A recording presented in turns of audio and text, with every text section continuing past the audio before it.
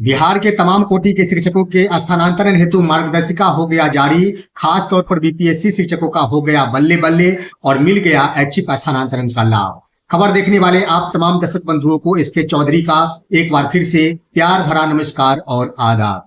दोस्तों, जैसा कि पिछले वीडियो में मैंने कह दिया था कि तमाम कोटि के शिक्षकों को ऐच्छिक स्थानांतरण का लाभ मिलेगा, वो हमारी खबर बिल्कुल ही सत्य साबित हुई है और हमारे चैनल सुसत्य वचन पर मुहर लग गई है। वही दोस्तों, एक और बातें मैंने कहा था कि तमाम शिक्षकों को पंचायतों में ही विकल्प चुनने का अवसर प्रदान किया जाएगा। ये भी खबर हमारी बिल्कुल ही सत्य साबित हो गई है और हमारे चैनल पर मुहर लग गई है। और ये खबर आते ही, अधिसूचना जारी होते ही बिहार के तमाम कोटि के शिक्षकों में खुशी का माहौल व्याप्त हो गया है, जिसमें खास तौर पर बीपीएससी से बहाल शिक्षकों के बल्ले बल्ले हो गए हैं। क्योंकि ऐसे शिक्षकों की कई महीनों से मांग चल रही थी कि निश्चित रूप से बीपीएससी से बहाल शिक्षकों का स्थानांतरण होना चाहिए, क्योंकि ज्यों ही शिक्षकों के स्थानांतरण एवं पदस्थापन पर रोक लगी थी, तमाम बीपीएससी से बहाल शिक्षकों के ऊपर मायूसी छा गई थी। लेकिन उस वक्त भी मैंने कहा था कि तमाम शिक्षकों को धैर्य बनाकर रखना है, उन्हें स्थानांतरण का लाभ अवश्य मिलेगा। वहीं दोस्तों, जो भी मार्गदर्शिका जारी की गई है वह बिल्कुल ही सहज है और तमाम शिक्षकों को इसमें राहत प्रदान की गई है। आखिर क्या कुछ इसमें राहत प्रदान की गई है और कौन सी सुविधाएं तमाम कोटि के शिक्षकों को दी गई है, इससे पहले कि इन तमाम बिंदुओं के ऊपर हम विस्तार पूर्वक चर्चा करें, अगर आपने अभी तक हमारे इस चैनल सुसत्य वचन को सब्सक्राइब नहीं किए हैं तो कृपया अभी सब्सक्राइब कीजिए और सच के इस सफर में हमारा समर्थन कीजिए। दोस्तों, बिहार सरकार की ओर से, शिक्षा विभाग की ओर से स्थानांतरण हेतु एक बार फिर से मार्गदर्शिका जारी कर दी गई है और मार्गदर्शिका जारी होते ही तमाम कोटि के शिक्षकों में खुशी का माहौल उत्पन्न हो गया है। एक तरफ जहां कई कोटि के शिक्षक स्थानांतरण नहीं चाह रहे थे, वहीं कई कोटि के शिक्षक स्थानांतरण चाह रहे थे और खास तौर पर बीपीएससी से बहाल शिक्षक जो कि 100 किलोमीटर दूर से आकर अपनी नौकरी करने को मजबूर थे। खास तौर पर बीपीएससी से बहाल शिक्षक जो 300 किलोमीटर दूर आकर विद्यालय कर रहे थे, अपनी नौकरी को बखूबी निभा रहे थे। उन शिक्षकों की ओर से लगातार मांग की जा रही थी कि हम सभी को भी अन्य शिक्षकों के भांति अपने घर में भेजा जाना चाहिए। आखिरकार बिहार के मुख्यमंत्री श्री नीतीश कुमार के द्वारा खास तौर पर बीपीएससी से बहाल शिक्षकों की मांगों को सुन लिया गया है और उनके मांगों पर विचार करते हुए उन्हें भी अपने घर में भेजने हेतु मार्गदर्शिका जारी कर दी गई है। दोस्तों, जो भी मार्गदर्शिका जारी की गई है उसके मुख्य बिंदुओं के बारे में हम आपको बता दें कि ठीक उसी प्रकार जिस प्रकार पिछले ट्रांसफर नीति का पालन किया गया था, शिक्षकों को अपने यूजर आईडी और पासवर्ड के माध्यम से ही ई शिक्षा कोष पोर्टल पर जाकर आवेदन करना था, वही प्रक्रिया इस बार भी अपनाई गई है। उस बार भी 10 विकल्पों का चुनाव करना था, जिसमें 3 विकल्प निश्चित रूप से चुनाव करना था। उसी प्रकार इस बार भी 10 विकल्पों का चुनाव किया जाना है, जिसमें 3 विकल्प महत्वपूर्ण माना गया है। वहीं दोस्तों, पिछले जो भी विकल्पों का अवसर प्रदान किया गया था उसमें अनुमंडल पार के विद्यालयों का चुनाव का ऑप्शन दिया गया था, लेकिन इस बार इसमें बहुत बड़ा अंतर कर दिया गया है। अब शिक्षकों को जिला का चुनाव करना होगा, प्रखंड का चुनाव करना होगा, पंचायत का चुनाव करना होगा या फिर नगर निकाय का चुनाव करना होगा।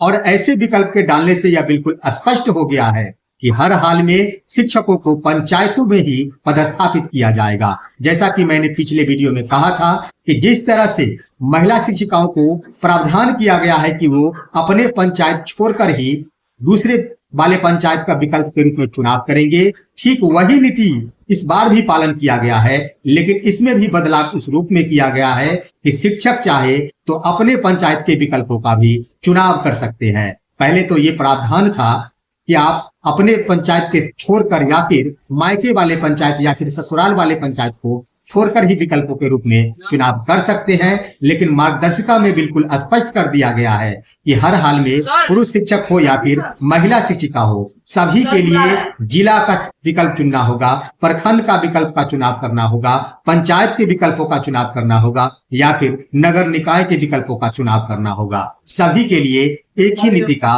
पालन कर लिया गया है और ऐसा इसलिए किया गया है, जैसा मैंने पिछले वीडियो में बता दिया था कि माननीय पटना उच्च न्यायालय द्वारा जो स्टे लगाया गया था उसमें मूल बिंदु ये था कि लैंगिक भेदभाव नहीं अपनाया जाना चाहिए। और खास तौर पर उस बार जो लैंगिक भेदभाव अपनाया गया था, महिला कोटि के शिक्षकों के लिए निकटवर्ती ऑप्शन दिया गया था, लेकिन पुरुष संवर्ग के शिक्षकों के लिए बाहर वाले ऑप्शन का विकल्प दिया गया था, जिस पर संज्ञान लेते हुए माननीय पटना उच्च न्यायालय ने इस स्थानांतरण प्रक्रिया पर ही स्टे लगा दिया था।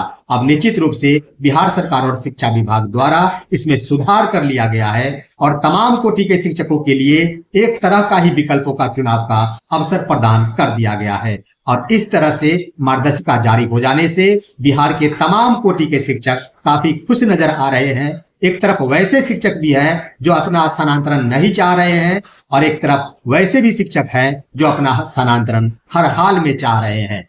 तो इस तरह से सभी प्रकार के शिक्षक काफी खुशियों भरे अंदाज में चले गए हैं। लेकिन एक बात मैं कहना चाहूंगा कि शिक्षा विभाग की ओर से एसीएस डॉक्टर एस सिद्धार्थ द्वारा ये भी बातें कही गई थी कि एक बार फिर से शिक्षकों के स्थानांतरण हेतु नीति का निर्धारण किया जाएगा, लेकिन अभी तक उस नीति का निर्धारण नहीं हो पाया है कि शिक्षकों का विकल्पों के रूप में कौन से विकल्प का चुनाव करना है जिस पर उनका स्थानांतरण हो सकेगा। अब देखना होगा कि ऑनलाइन आवेदन करने के क्रम में शिक्षकों का अपना मूल पंचायत आ पाता है या फिर नहीं आ पाता है, शिक्षकों का ससुराल वाले पंचायत आ पाता है या फिर नहीं आ पाता है। वहीं दोस्तों, जो भी मार्गदर्शिका जारी की गई है उसमें अहम बातें ये भी दर्शा दिया गया है कि अगर आपके प्रोफाइल में किसी भी प्रकार की त्रुटि है, आपके नाम में या फिर पत्राचार के पते में कोई त्रुटि है, तो हर हाल में इससे संबंधित सुधार हेतु आपको अपने संबंधित जिला कार्यक्रम पदाधिकारी स्थापना के पास आवेदन लेकर जाना है, जहां उस प्रोफाइल में सुधार कर दिया जाएगा।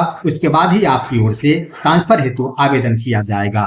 तो इस तरह से मेरा कहना है कि हर हाल में अब 1 से 2 दिनों के अंदर शिक्षकों के लिए नई स्थानांतरण नीति का प्रकाशन कर दिया जाएगा।